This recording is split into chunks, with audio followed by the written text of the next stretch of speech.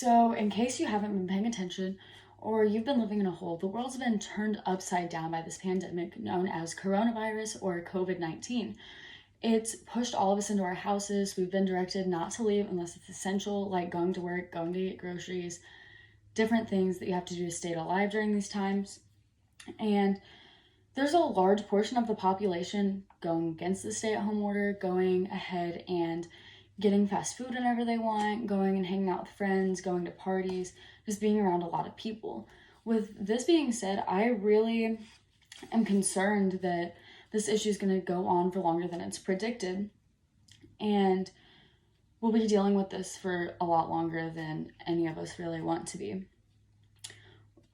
With this being said, we are all dealing with this together. We are dealing with the different magnitudes of changes that each person has come across. And one of the larger talked about situations that's affected me and my family the most would be the transition to online classes. I personally was kicked out of my dorm. All of the classes I expected to take in person got moved to online, drastically changing the way I'm learning the material and completing all of my assignments. And I understand this was to keep campus safe, and that's perfectly fine. It's just not the most fun experience. Now, my younger brother, he's a senior in high school. All of his classes were moved to online. He's missing out on a lot of the memories he would have made and cherished for the rest of his life. I know these things have impacted more than just my family because there's a large portion of the population that's enrolled in school. So today I want to talk about how online classes may not be for everybody and hopefully persuade you to believe the same by the end of this speech. To go into detail about how people may be affected, it's important to understand the different learning styles and how different people learn better.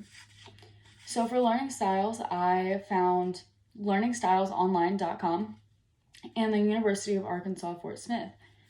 There's visual learners, auditory learners, and kinesthetic learners. Visual learners, these people, they're going to better understand things by seeing them, and just like they want graphs and pictures that'll help them like understand material better. Auditory learners, these people need to hear lecture materials, they need to tell people about what they've learned to better remember it. And kinesthetic learners, they're the hands-on people. They want to actually do things to learn about them. So now that we have a better understanding about the learning styles, I would like to talk about the benefits of online learning. So some of the pros of online learning I found, I used Rasmussen College's website and oedb.org. There is variety, lower cost, convenience and flexibility, concentration, technological skills, and transfer credits.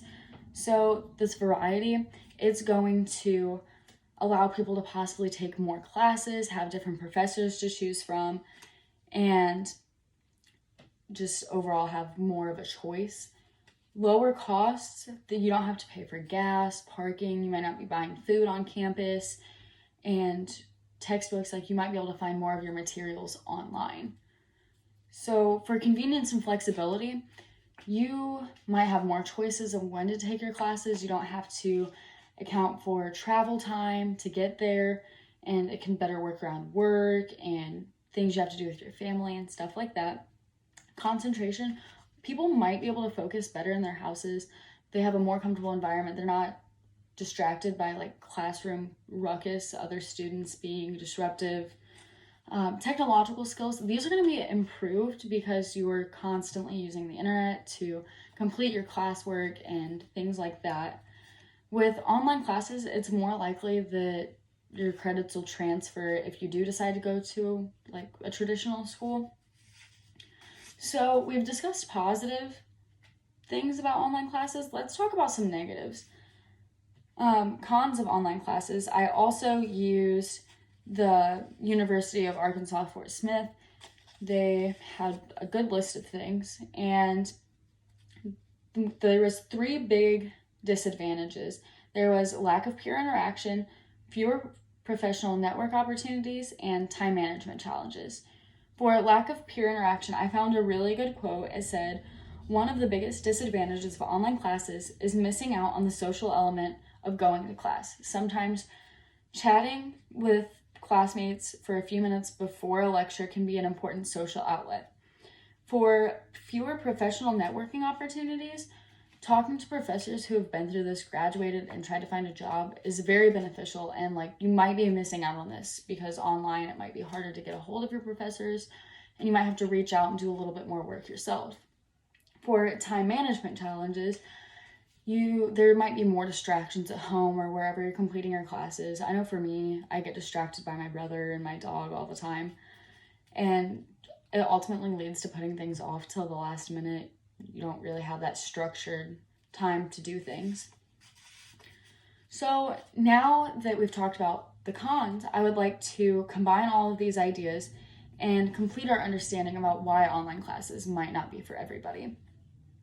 I found a quote on Paula Schultz's research article.